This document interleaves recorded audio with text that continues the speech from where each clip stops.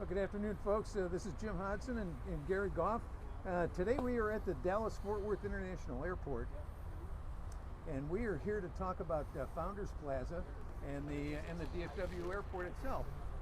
Founders Plaza is on the north side of the airport, right at the extension of Main Street, or not Main Street, but 26th in Grapevine. And this is the sculpture that's the center point of the area here. It's three kids pretending to fly, and if that doesn't talk about inspiration, there isn't anything that does. So we're going to go ahead and we're going to walk around Founders Plaza. We're going to talk a little bit about the airport, because January is the 47th anniversary of the opening of DFW. It opened on January 13th for commercial operations, 1974. It was dedicated in September of 73. But operations didn't start for another 6 months or so after that. So as you can see the terminals in the background. I'm going to give you a little bit of a pan here. And all that construction equipment is the runways being lengthened for all the cargo planes that we'll show you here in a little bit, so that they have the opportunity to take off, because they need a lot of runway because of their heavy weight, as opposed to having to drive all the way over to the east side of the airport to take off. And a little bit of the facts about the airport. It takes up approximately 27 square miles and encompasses about 17 acres. There are approximately 660 operations per year here. They service 144 domestic cities as of at some point in time. Yeah, that changes. Yes. And it operates to 47 international destinations with about 28 carriers out here. And of course, that changes a little bit from time to time. And we go all the way to Tokyo and all the way to Europe. So it's an amazing airport. So we're going to, longest runway here is 13,400 feet. Shortest one is, what did we say? 7,000. That's 17, was it 17 left is the short one. It's only 7,300 feet, something like that. So there are a number of things here that you can do when you come and visit. There are picnic tables here. There's water. You may hear the tower in the background as we move around here, because there's speakers with the tower. Here's a historical plaque from Braniff, which was the only airline to occupy an entire horseshoe terminal, as it was called at that time. Until American showed up and Delta showed up. They were the only ones. And for some of you folks, we'll remember this. This is a memorial to Delta Flight 191 that was a fatal accident of a Lockheed L1 or 1011 on August 2nd, 1985. And it became, the accident investigation of that became revolutionary for both Jim and I, because that's where we figured out wind shear and microbursts. Unbelievable, the microbursts that can happen from a thunderstorm in just in the summer. And both Jim and I are the definite recipients of great training in how to deal with a microburst as an airline pilot. Yeah, because there had been accidents in the past that had been microbursts as they went back and started to look at them.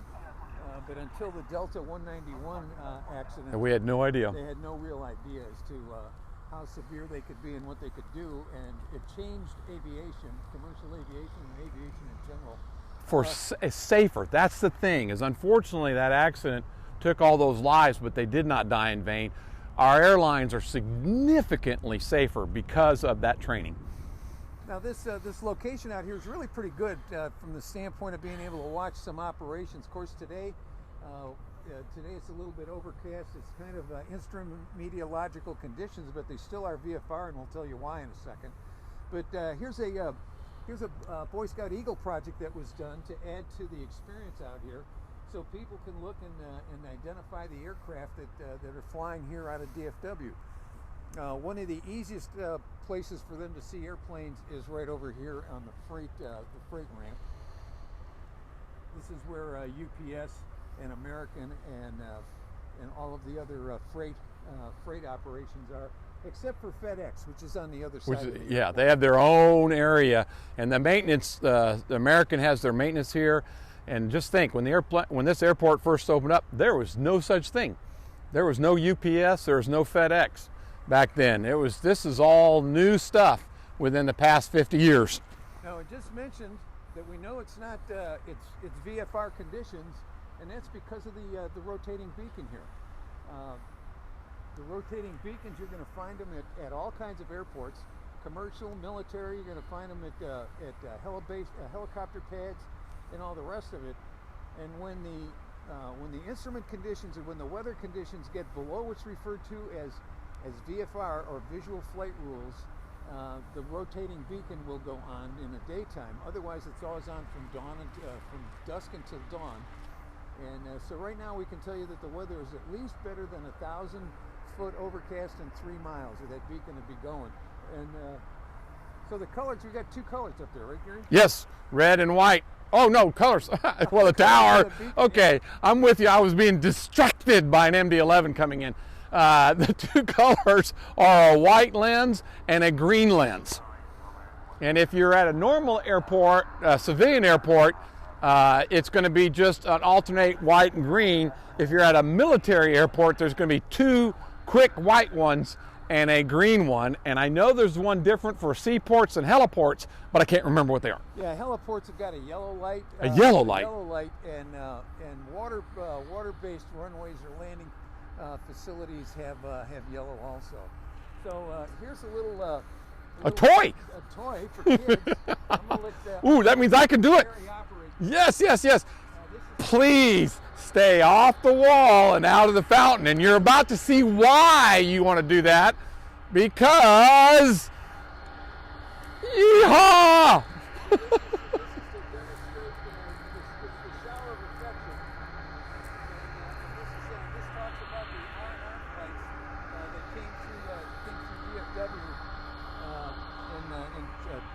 Between 2004 2012, there are over 2,700 flights carrying military people who are coming in for a 2 weeks R&R. That's the MD-11. Yeah, there's MD-11 out there behind us. Jet noise. Now the important thing about this is if you come and visit, if there's somebody that you don't like, you put them over in the left chair and you go say, see, watch what I can do, and you soak them. Well, you might also see this happen on airplanes. Sometimes when you're at the airport, you'll see an airplane and you'll see the fire trucks, and they do this arched shower over the airplane. And in most cases, that means that the captain on that airline is flying retiring. his retirement flight. Or sometimes it's done for other things. This airport technically is Dallas and Fort Worth. It's half Dallas, half Fort Worth. It sits in 4 cities: Irving, Grapevine, Hearst, and Euless. But it is technically partly Fort Worth and partly Dallas. Construction started, or the planning for this started in 1963. The Airport Board of Supervisors was established a couple years later. But long before that happened, actually we can go back to the 20s, and if you're really interested in the development of aviation, commercial aviation, you want to look for Bruce Bleakley's book. Bruce was over at the Frontiers of Flight Museum and did a book on the development of Dallas-Fort Worth Airport. Well, starting back in the 20s, there were plans to put what they referred to as Midway Airport, which was going to be over near Arlington, excuse me, and be between Dallas and Fort Worth. After that took place, starting in the 40s and in through the 50s, we had Greater Southwest GSW, which is actually very, very near to here, and that was referred to as Amon Carter Field. There are more things out here for people to do. I didn't know it was Amon Carter Field. I always called it GSW. Well, it was Greater Southwest Airport, and the field was Amon Carter. Did not know that. So here's a little information about Founders Plaza. Almost any time you're out here, and today it's a little bit rainy, but almost any time you are out here, you're going to find people here. They're either going to be taking pictures. It's a good location for taking pictures, or you may find folks having their lunches out here. So any number of times that you come out here, there are people here. There's telescopes, binoculars that you can get close-up views of the operation. And we met a couple of photographers, even out here in the mist. taking great pictures of aircraft, arriving aircraft. So it's a amazingly busy place for just watching aircraft, quote unquote. It really is, and it's really a place to inspire young kids. You see that sculpture at the very beginning of the kids pretending that they're flying, and I think that says a lot about the inspiration of Yes, flight sir. and people coming out and seeing airplanes. So this is the Welcome Home of Heroes Commemorative Center. Periodically there are activities that go on out here. But what you're going to see is sacrifice, duty, loyalty, and honor, and we've got the military insignias of the Coast Guard, Navy, Marine Corps. the Marine Corps, the Army, and the Air Force. And there's a number of other things here too, commemorations of,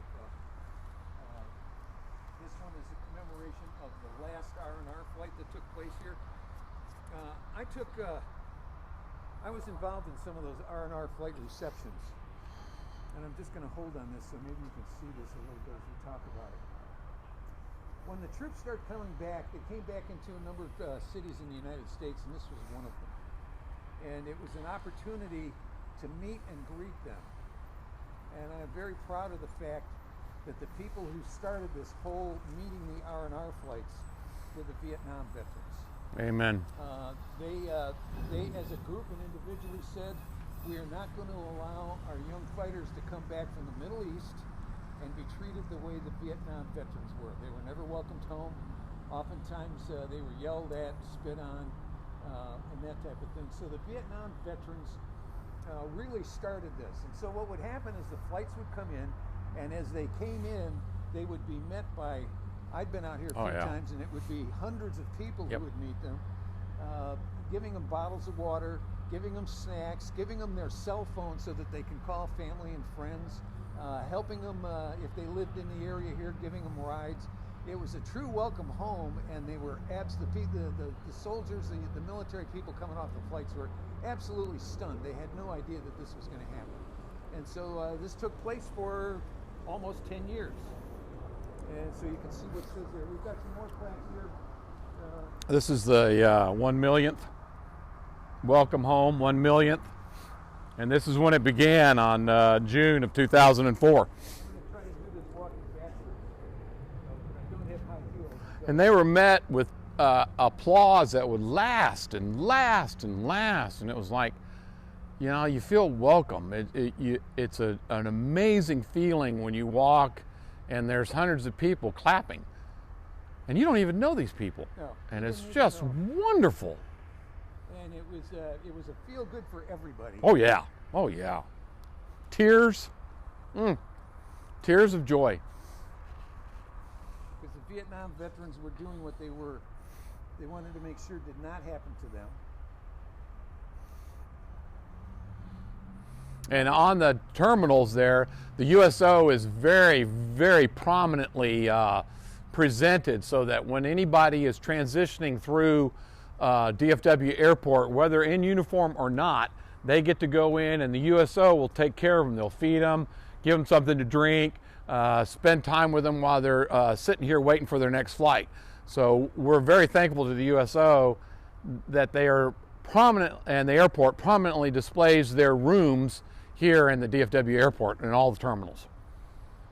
So we're going to walk back. It's not a big area. It's open 24 hours a day. I've seen people out here any time of the day or night. Oh yeah, whenever we come out to fly here, because both Jim and I have flown in and out of here. You'd see car lights. You'd see people here all the time. Well, and, you know, the airport was started up initially because it was intended to help with the. Should let the sponsors get a little bit of airtime here too. Yep. It was initially the airport was backed for economic development of the area, and so we can talk about that. Major that money. The direct economic impact of this airport was $1 billion in revenue. With a B. With a B per year. The indirect and everything else that goes on here has been calculated to be as high as $40 to $44 billion per year. per year. We have about 62 million passengers who come through here in a normal year. We said there's over 600,000 flight operations here a year. Cargo was what was the pounds that we were looking at? Oh, jeez. It's something like 2 billion pounds of cargo that operates oh, Lord. the hub over here to the right. And in addition to that, this airport employs between 140 and 160 people on an annual basis, which makes this one of the largest aviation employment operations anywhere here in the Dallas-Fort Worth area. That combined with the rest of the aviation businesses here comes up to be about 1 out of every 5 people in the Dallas-Fort Worth area works in some kind of an aviation-related operation. So that's one of the highest percentages of anywhere. In any town, yeah. Yeah. So the bricks that you're seeing down here are dedication bricks. I really don't know much about these and how you go about it, but we're seeing it in memory of a number of different people. Somebody with TWA, somebody with American. But it's a great place to come out, have a picnic, watch the airplanes. On a busy day when there's a lot of things going on, you're going to hear the tower communications all the time. It's not everything, because here at DFW there's so many operations that the airport is split between the east side and the west side, so you're not hearing all of the communications. And because this the runway out here is under construction, the outermost runway here on the west side, that's the reason why we're not hearing a whole lot of construction, because they can only take off on the inboard runway here. So all the operations right now, flight operations, are being done basically on the east side. The west side has its own ground control radio frequency, and that's the people that control the airplanes and tell them where to taxi and how to get to the runway or get off the runway. And then you have tower control, which deals with the takeoff and landings for the west side here. But because of this runway being construction, it's pretty much closed down a lot of the operations here. The international guys, a lot of the international guys will take off from the west side, and so there's not international departures happening right now. That's why you would hear more of the tower control here on the where the rotating beacon is. But if we were over on the east side, it's constantly, it is going real fast. So you got to be on your toes when you're dealing with ground control or tower control in flight operations. So a lot of information. Great place to bring kids, because there is grass areas here so they can run and play. But this is what it's all about for a lot of us. It's the inspiration of flight for kids, to let their imagination take flight. I remember doing that as a kid, Jim. I remember sticking my arms out and thinking I could fly. I just remember this is where it begins. Is when you're a kid and you imagine you're flying an airplane, or you're imagining you're a bird. It's just, I love the imagination. In fact, this sculpture is called Share the Dream by Dennis Smith. There's a plaque here about the sculptor. So if anybody's got any questions, we've got a little quiet period here in terms of airport operations. Go ahead and ask the questions. We've seen a bunch of people on here. Glad to see you here with us. We thought we would talk about the inauguration of operations here to give everybody a little bit of a break from the rest of the inauguration things that are going on today. So a little better day, we might have a little bit more activity with the airplanes, but it's a great place to come and take pictures. It's a great place to come and spend some time with your family. Just watch, have a picnic lunch. You can stay social distanced here quite well. Oh, easily. Yeah, easily.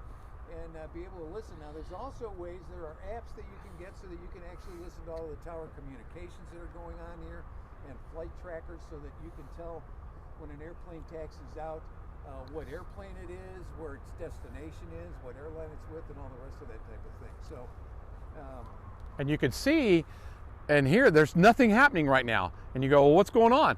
When Jim and I were in the business, is called complexes. We're between the complexes. And what happens is they design the departures based upon the arrivals so you can have enough time, typically an hour, to make your connecting flight. So that's why it's real quiet right now. Now soon it's going to generate back up as they get the next complex out, which would probably be about the 1 o'clock complex, and there'd be a significant amount of arrivals and departures. If you look back in the back towards the terminal, which is that big building that's sticking up, you're going to see that there's some airplanes that are starting to push back off of the gates and move, and that's exactly what Gary's talking about. I can see some of the regional airliners coming out. They will move first, usually, and go out in the first press out, and then after that it'll be the bigger the bigger airplanes that'll be doing that. So American, when I first started operating out of here, was in 1978, and virtually every airline had its own own terminal here, or its own horseshoe. Now American has got virtually the entire west side of the airport over here. From the international terminal, which is the big building that you're seeing down right there. Big. And let's see, we may get a takeoff or two before we call it a day here. Yeah, they're all pushing out. Seeing a couple of the regional carriers that are starting to taxi out. And we have, like on a big airport like this, you're going to have multiple runways, so it becomes real critical that you know what runway you're going to, and there are multiple taxiways to get to that runway. Typically on this is a north-south operation.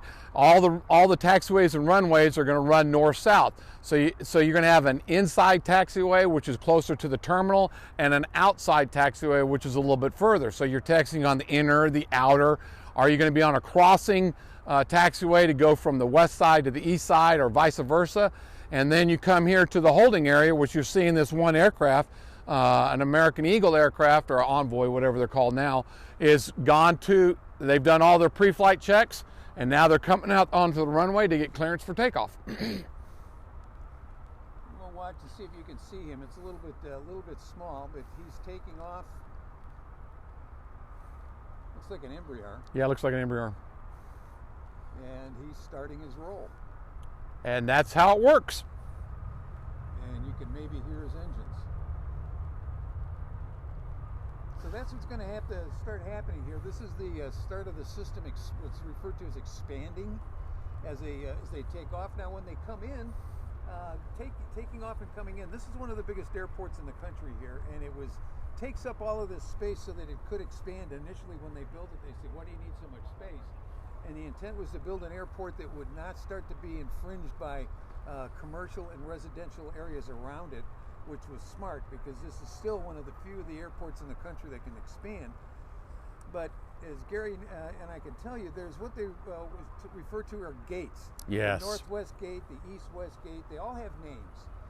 So from a navigational standpoint, you'd know on a north-south flow that you'd be coming in over Ranger, or you would be or Cowboy, or Bridgeport, or Bonham, yes. You would be metered in through these gates, so that everybody's coming from all over the world, and they get metered into these gates. So they start slowing aircraft down and start bringing them down out of altitude, anywhere from 30 to 100 miles away from the airport.